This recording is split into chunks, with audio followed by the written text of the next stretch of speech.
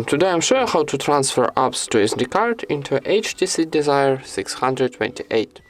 First of all, need to open your settings, then scroll down and find apps option, this one.